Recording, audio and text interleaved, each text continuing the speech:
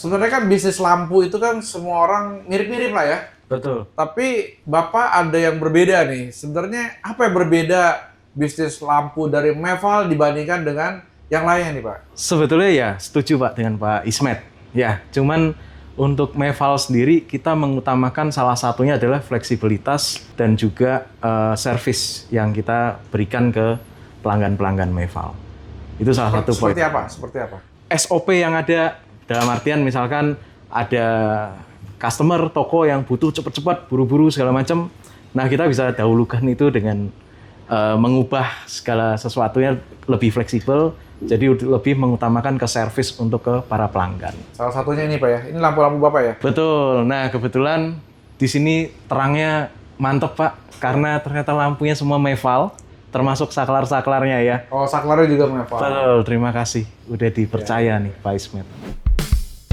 Welcome to SOS Podcast, tempat orang-orang hebat bicara.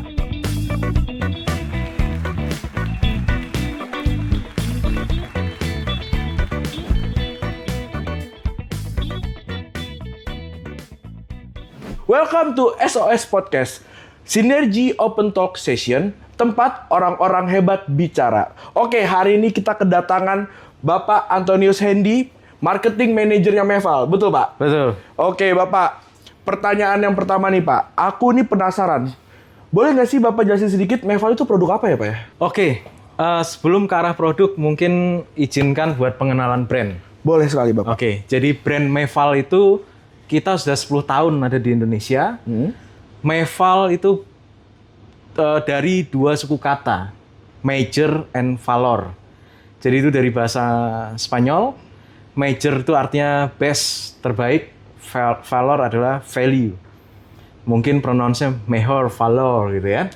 Nah, jadi dari kedua suku kata itu kita menggabungkan menjadi sebuah brand namanya Meval. Meval itu sendiri kita hadir itu untuk memberikan solusi atas pencahayaan yang ada di Indonesia. Jadi kita hadir sebagai value brand di Indonesia. Kita memberikan apa yang customer bayarkan, beli, itu kualitasnya setara dengan yang mereka keluarkan. Jadi kami banyak bergerak di bidang lighting, pencahayaan, termasuk juga ke arah electrical. Yang membedakan Bapak dengan brand lain adalah servisnya Bapak kan. Nah, kita ini penasaran Pak, kenapa Meval ini lebih mengutamakan servisnya? Sebenarnya kan servis itu kan hal yang capek nggak sih dalam dunia usaha kayak gini? Setuju, capek. Betul. Tapi kita sebagai waktu itu mungkin kembali 10 tahun yang lalu sebagai brand yang baru pertama kali kita mau masuk ke pasar di Indonesia. Kalau kita selalu berkutik di dunia produknya, unique selling-nya segala macam, apalagi di harga, itu pasti kita nggak akan ada habisnya. Yang ada malah nggak ada yang menang, semua sama-sama habis. Jadi kita berpikir bahwa banyak area-area lain yang kita mesti bisa sentuh di situ. Salah satunya adalah dari sisi service. Service yang kita berikan, service dari tim internal kita terhadap para customer. Jadi kita memposisikan tim-tim sales itu sebetulnya sebagai salah satunya sebagai konsultan di situ. Oke. Jadi tempat untuk berkonsultasi untuk masalah pencahayaan, kebutuhan lampu dan lain sebagainya. Coba aku mau tanya ke Pak Ismet sekarang. Misalkan nih, Bapak kan di dunia properti nih Pak ya. Bapak ditawarin ada lampu satu biji 25.000, yang satu lagi 50.000. Tapi bedanya yang satu servisnya jelek, yang satu servisnya bagus. Bapak pilih yang mana? Pasti saya utamakan yang servisnya bagus. Tapi kalau bisa jangan terlalu mahal juga. Tapi kenapa Pak? Kan cuannya lebih dikit. Ya sebenarnya intinya servis itu utama. Tentu pasti orang semua mau servis, mau cepat, butuh apa mati, cepat bisa dibetulkan bagaimana. Tapi harga juga menjadi concern. Kenapa? Karena lampu itu kan identik harganya equal, kecuali sudah bermain lampu hias ya. Ya. Lampu hias itu baru value kan, dia unik, aneh gitu kan. Tapi kalau yang saya nggak tahu ya, kalau Meval ini lampu generik atau lampu yang unik, lampu generik kayaknya ya. Kita mayoritas masih di general lighting Pak, Iya, tapi benar. di tahun 2024 akhir kita mulai masuk ke lampu-lampu hias. Nah, kita hadir itu dengan lampu 3D lamp. Lampu 3D. Betul. Jadi concernnya adalah ketika kita punya lampu hias, kita punya rumah, ya kan? Seberapa sering kita ngelihat itu lampu hias yang sebegitu beratnya digantung, konstruksinya sekuat apa, ya kan? Keadaannya, sekrupnya, bautnya seperti apa? Kita hampir mungkin 5 tahun belum tentu kita lihat, ya kan? Nah, kita menghadirkan dengan produk materialnya itu PLA, jadi di situ jauh lebih ringan dan lentur. Oke. Ringan dan lentur karena konsepnya menggunakan 3D printing, jadi kita bisa memberikan beberapa bentuk yang cantik-cantik di situ. Aku sekarang mau nanya lagi Pak, aku penasaran sih Pak sebenarnya. Aku juga penasaran. Apakah emang bener Pak lampu itu sepenting itu di properti Pak? Kalau properti sebenarnya lampu itu kan gini, ada 2 ya. Iya. Developer atau yang sudah beli rumah nih pertanyaannya. Ya developer. Kalau developer kan dia pasti yang efektif dan efisien. Yang efektif tadi kebutuhan lampunya ya kan dan efisien gitu. Tapi kalau sudah rumah itu mungkin sudah seni ya tadi yang Bapak bilang kan. Betul. 3D atau apa, bahkan mungkin lampu-lampu basic dari developer itu sudah mulai berubah. Karena udah mulai selera kan. Oh gue kayaknya kurang ini, kayak tambah ini. Nah itu mungkin keunikan itu yang membedakan developer dengan mereka sudah menempati rumahnya kan. Itu yang mulai berbeda. Tapi kalau developer pasti go to basic. Betul, basicnya aja. Kan sekarang ini udah eranya serba digital ya Pak ya? Betul. Menurut Bapak, kalau ada content creator yang mempromosikan produk teknikal kayak gini, kayak Meval gini, kayak lampu, colokan, itu tuh efektif apa nggak sih Pak? Sebetulnya untuk saat ini sangat efektif menurut saya. Karena ya zaman sudah berubah, era sudah berubah, tentunya cara komunikasi, cara kita memberikan komunikasi ke publik, cara kita untuk memberikan informasi itu sudah jauh berbeda. Mungkin kalau zaman dulu banget kita banyak menggunakan media-media cetak. Kalau untuk saat ini saya rasa ya sudah mulai beralih ke digital karena jumlah pengguna handphone bahkan satu orang bisa punya 2-3 handphone. Itulah yang kita bisa targetkan ulang bahwa oh ini si A, ini cocok nih target kita. Kita terusan targetin di situ. Yang terjadi apa? Nanti bisa ke pembelian. Oke. Apalagi kalau tentang hal teknis. Nah, hal teknis itu makanya kembali lagi kita memberlakukan orang tim-tim kita itu sebagai konsultan. Jadi misalkan ada pertanyaan, saya punya ruang tamu nih. Bagusnya kita mau pakai berapa titik? Bagusnya kita mau pakai berapa watt? Bagusnya kita mau pakai berapa lumens dengan CCT color temperatur yang warna apa? Nah, itu kita bisa memberikan suggestion ke mereka. Bahkan kalau yang simple-simple, misalkan penggunaan titik, berapa titik, terus berapa lumens, itu kita di website kita juga sudah ada. Jadi tinggal masukin di situ luas ruangan, terus kebutuhannya berapa, nanti kita berikan suggestion bagusnya pakai lampu apa dan ada berapa buah. Oke. Itu jadi kayak konsultan dah. Iya, jadi konsultan iya, konsultan lighting. Itu keren loh. Saya baru tahu loh. Iya. Jadi ada kalkulasinya. Misalkan terutama keluarga muda nih, pasti bingung kan. Wah, ke rumah si A, ini rumahnya bagus. Ternyata dia pakai jasa desain interior. Iya. Ya kan? Tapi mungkin dia pengen hemat sedikit budget, dia pengen mencoba desain sendiri, apa yang harus dilakukan? Dia pasti harus cari, oh oke, ruang tamu atau ruang keluarga bagusnya di warna yang apa, terus dengan tingkat keterangan lumens yang seperti apa. Jadi dari situ nanti akan ketahuan nih suggestionnya, oke, kita bisa pakai lampu panel, kita bisa pakai lampu downlight, warna yang 4000 Kelvin, atau nanti kalau yang mau suasana lebih hangat lagi yang 3000 Kelvin, atau kalau ruangannya multifungsi, multiguna, kita sebetulnya punya lampu yang satu lampu, dia sudah ada 3 warna. Jadi multifungsi, Pak. Kalau ketika kita suasana mau hangat, mau santai sama keluarga, kita pakai yang 3000. Kalau mau bekerja lagi, membaca, atau ada pekerjaan lain yang membutuhkan lampu yang lebih terang, bisa diubah langsung ke 6500 Kelvin. Oke, jadi tapi konsultasi gitu bayar lagi apa nggak? Udah termasuk servis. Oh, udah termasuk servis? Gratis? Kelebihannya itu bedanya. Gratis, Pak?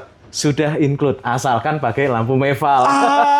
Keren. Oh, gratis dia? Saya kira bayar dulu buat konsultasi, ternyata nggak? Nggak, itu part of service yang kita berikan. Bapak sering lihat nggak logo Meval di lampu merah? Jadi di lampu merah tuh ada tuh Meval biasanya. Di Bandung ada, ya kan bener kan? Betul. Jadi yang aku perhatiin ternyata Meval itu nggak cuma di dunia digital doang mereka bakar-bakar duitnya. Iya. Di dunia yang masih pakai Offline, ya. offline juga masih bakar-bakar duit, Pak. Yang jadi masalahnya tau nggak apa, Pak? Budget. Pernah ribut nggak sama orang finance? Oh. Itu pertanyaan saya. Kalau sama finance ya, Iya. itu bisa dibilang kayak apa ya, air sama minyak. Gak bisa Ya. bersatu. Jadi selamanya di perusahaan manapun pasti nggak akan bisa bersatu. Ya ibarat kata yang satu striker, yang satu defender ya pasti mempunyai dua pemikiran dan fungsi yang berbeda. Sebetulnya ya kalau kita bicara sedikit ke Departemen Finance juga mereka memang melakukan tugasnya harus seperti itu. Betul. Menjaga dengan baik untuk keuangan, cash flow-nya dan semuanya. Betul. Nah, sedangkan kalau dari sisi marketing kan kita harus ngejar nih apa brand awareness ya kan? Leads bahwa orang tuh ketika lihat tahu Meval. Di jalan di lampu merah lagi bengong kan? Meval. Lihat nungguin lampu hijau dia Meval. bacanya Meval. Iya. Gitu. Karena apa? Dengan begitu nanti harapan dari kami ini ketika mereka melihat atau membutuhkan penerangan, dia langsung ingat, oh iya ada Meval yang selalu setia menerangi. Kan tadi Bapak bilang kalau misalkan tim finance dan tim marketing itu kan kayak air dan minyak ya Pak. Nggak bisa menyatu kan. Betul. Tapi misalkan nih seandainya tiba-tiba tim finance-nya ngasih Bapak budget unlimited. Apa yang bakal Bapak lakuin? Kira-kira campaign boleh dong spill ke teman-teman. Oke. Yang pertama ketika kita diberikan oleh tim finance unlimited budget gitu ya. Yang pertama tentunya kita akan cek lagi nih segmen mana yang perlu kita bombardir, di mana masing-masing pasti punya target yang berbeda. Kalau untuk kondisi saat ini, saya kecenderungan lebih di satu kota-kota besar, kedua yang padat penduduk ya, terus kedua juga di area-area yang memang banyak orang itu lewat lalu lalang di situ. Supaya ya balik lagi tujuannya lebih ke satu kesadaran merek itu brand awareness. Karena dari situ ketika ada brand awareness biasanya akan convert ke sales. Pasti yang pertama menjawab pertanyaan tadi, yang pertama untuk di dunia digital akan dihabisin semuanya. Content creator Ya, semua betul. dihabisin. Atau bisa dibilang ya 60-70% di situ. Karena itu paling murah kan? Betul, paling murah, jangkauannya paling banyak. Dan bahkan kalau kita bicara digital itu jejak digital nggak akan pernah hilang. Udah gitu kita nggak repot. Nggak repot. Betul. Coba kalau yang kita contoh kayak di offline. Sebetulnya orang itu di rumah sudah tahu mereka mau beli apa. Tapi ketika di jalan, kadang mereka pemikirannya sudah berubah lagi. Dan ketika di tempat, nah itu penentuan terakhirnya itu. Apakah dia mau menggunakan dengan brand Meval atau bukan Meval. Nah, makanya aku tadi sempat bilang, ya bisa dibilang 70% itu sangat penting di digital, supaya dari rumah dia sudah ingat Mevalnya. Untuk yang di offline, itu juga penting ketika orang sebelum purchase decision, dia akan kembali mengingat bahwa, oh Meval hadir di sini, akhirnya dia akan mengambil dan membeli. Tapi misalkan nih Pak, ternyata tim sosmed Bapak, leads-nya kurang, engagement-nya kurang, views-nya kurang, respon Bapak sebagai ketua marketing kayak gimana? Sebetulnya gini, kita perlu review dulu. Kenapa terjadi seperti itu? Balik lagi. Karena akan banyak faktor kan. Yang pertama mungkin target audiensnya cocok nggak? Karena saat ini itu banyak banget pengguna itu di kalangan Gen Z. Ya, setuju. Gen Y mungkin ada, Gen X ada. Cuman yang Gen Z ini mulai naik, mulai banyak. Mereka itu nggak terlalu suka dengan hal yang terlalu formal sebetulnya. Jadi makanya itu kita campur, tetap ada gaya komunikasi yang formal, tapi juga kita ada gaya komunikasi yang non formal. Ya karena targetnya beda-beda. Dari situ kita baru review ulang, seperti apa nih, gitu. Kok bisa begini, kok bisa begitu, apa yang harus kita perbaiki? Karena sebetulnya ya point of view saya itu tidak ada yang sempurna. Tinggal bagaimana kita menyesuaikan dan mencari solusi dan menyesuaikan apa yang terbaik. Aku ada satu pertanyaan sih Pak. Bapak bakar duit banyak di sosmed, tapi kan Gen Z kan nggak beli lampu. Ya, daya belinya Daya beli juga nggak ada. Betul. Terus buat apa Bapak investmentnya di sosmed. Setuju. Itu kan tadi namanya investment. Iya. Betul kan? Iya. Investment artinya kita menabur menuainya nanti nih, Pak. Ketika dia sukses. Betul. Jadi makanya kita akan mix cara komunikasi kita supaya si decision maker dan yang si punya uang ini tetap membeli, sedangkan yang masih muda kita pupuk dari sekarang supaya nanti ke depannya dia akan ingat terus. Oh, oke. Kita akan panen nih nanti mungkin 3 tahun ke depan, 5 tahun ke depan. Udah tertanam ya. Semoga udah tertanam. Oke, sekarang kita ke sesi this or that. Jadi berarti Bapak kita akan ngasih 2 statement, lalu Oke. Bapak pilih salah satunya ya. Oke, yang pertama, tim yang cepat tapi suka trial dan error, atau lambat tapi selalu solid dan rapi. Oke, cepat tapi selalu trial dan error. Brand awareness tinggi tapi nggak banyak sales, atau banyak sales tapi brand belum dikenal luas. Berarti nih. Oke, ini berat tapi tersimpul dari yang aku bicarakan tadi, brand awareness nomor 1. Kompetitor ketat atau pasar masih sepi? Kompetitor ketat. Kenapa, Pak? Karena di situ marketnya udah terbentuk. Tinggal gimana kita cari ngambil kuenya. Klien banyak mau tapi jadi pelanggan tetap, atau klien nggak banyak mau tapi belinya cuma sesekali? Oh, pasti. Banyak mau, tapi tetap. Nggak apa-apa tuh mereka Nggak berisik. apa-apa. Dia banyak mau, kita juga bisa memberikan banyak support. Ya kan? Oke. Jadi pasti akan jadi pelanggan tetap. Iya, tapi Meva udah biasa servis, jadi mestinya aman sih. Iya. Dengan klien yang banyak mau. Kayak gitu. Oke, yang kelima, yang terakhir, Pak. Langsung ke market atau riset panjang dulu? Langsung ke market. Karena? Dari market itu kita langsung identifikasi penemuan apa, baru kita research. Oke. Dan apa yang akan dilakukan, baru ketemu di situ. Oke, kita sudah di akhir acara dari SOS Podcast. Pak Hendy bisa buatkan satu closing statement dari resume dari kita pertemuan hari ini, Pak. Oke, jadi kami hadir di sini untuk memberikan solusi untuk kebutuhan penerangan dari Bapak Ibu yang ada di sini. Jadi ingat terang, ingat Meval. Karena Meval itu ahlinya LED dengan kualitas hebat yang harga yang hemat. Oke, terima kasih Pak Antonius Hendy atas waktunya hadir di Thank SOS you, Podcast. Bapak. Semoga semakin sukses.